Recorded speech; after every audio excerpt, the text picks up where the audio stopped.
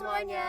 Hari ini kita lagi ada di Rumah Kuna, Desa Batuan Gianyar. Nah, hari ini kita bakal melihat tentang kebudayaan dan juga artistiknya dari Bali.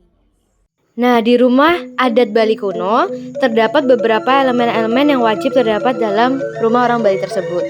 Yang pertama, dari pintu masuk terdapat angkul-angkul. Ini merupakan tempat yang berada di bagian depan dari setiap rumah Bali kuno. Di depannya ada catatan mengenai jumlah anggota keluarga dan nama kepala keluarga tersebut. Lalu setelah masuk, kita akan menemukan aling-aling yang merupakan batu besar berbentuk persegi panjang. Hal ini merupakan tempat untuk menangkal hal-hal yang jahat, sekaligus dipercaya memiliki energi positif sebagai penjaga keharmonisan rumah tangga. Kemudian lanjut ke bagian dapur. Dapur di rumah Bali kuno ini masih menggunakan kayu bakar, dan dapurnya terletak di sebelah selatan. Nah, selanjutnya terdapat Balai Dauh. Balai Dauh merupakan tempat pemilik rumah menerima tamu dan juga berfungsi sebagai kamar tidur anak, di mana bangunan ini letaknya lebih rendah posisinya dibandingkan Balai Dangin dan Balai Dajo.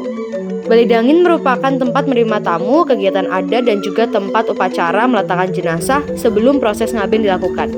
Tempat ini merupakan tempat upacara dari lahir hingga meninggal. Kemudian ada Balai Dajo, merupakan tempat yang paling besar di dalam rumah adat Bali, yang digunakan sebagai tempat tidur orang tua, di mana pintunya dibuat pendek agar setiap orang yang masuk harus menunjukkan gestur menghormati dengan menunduk. Dan yang terakhir adalah Palinggi sebagai penjaga rumah. Nah, kemudian di bagian belakang terdapat pura keluarga yang menjadi bangunan yang paling wajib ada di setiap rumah Bali. Bagian ini digunakan sebagai tempat beribadah dan juga pemujaan. Karena tempatnya yang suci, maka bangunan ini diposisikan di sebelah timur laut dari rumah dan menghadap ke arah Gunung Agung di Bali. Oke, Pak, selamat siang. Dengan Pak siapa di sini? Pak Gusman. Pak Gusman. Oke.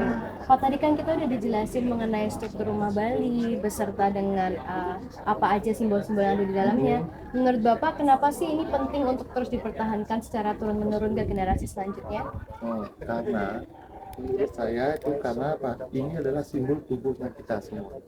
Simbol tubuh. Simbol tubuh. Kalau sampai satu bangunan yang kita langgar atau yang kita tidak kita pelihara dengan baik, pasti akan jadi penyakit.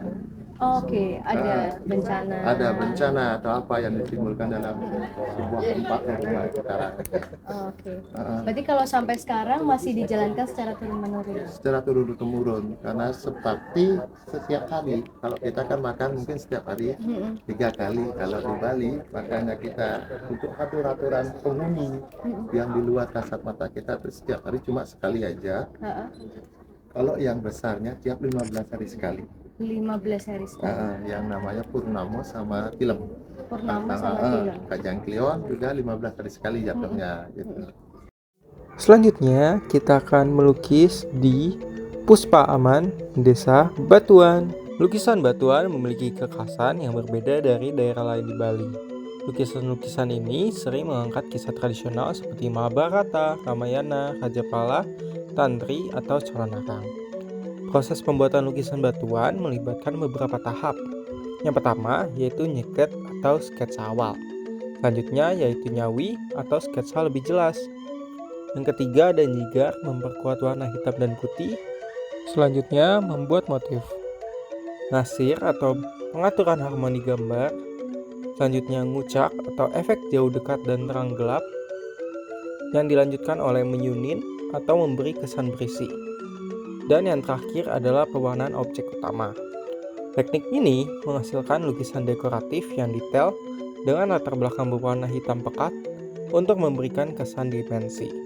Penggambaran repetitif seperti laut, daun, atau awan menyerupai pola batik Nusantara. Lukisan Batuan dihargai karena detailnya dan teknik pengerjaannya yang rumit. Kita lanjut ke Pura Pusat Desa Batuan. Let's go.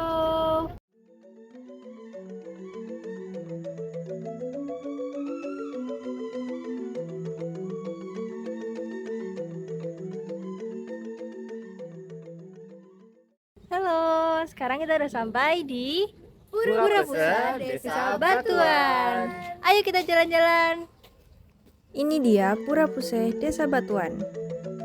Pura Puseh Desa Batuan memiliki sejarah yang memesona, dibangun pada tahun 1020 Masehi di masa pemerintahan Raja Paduka Aji Sri Dharmawangsa Wardana dari dinasti Warma Dewa.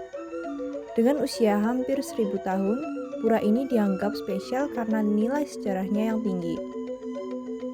Pura ini dijaga dengan baik oleh pemerintah dan penduduk setempat karena nilai artistiknya yang tinggi.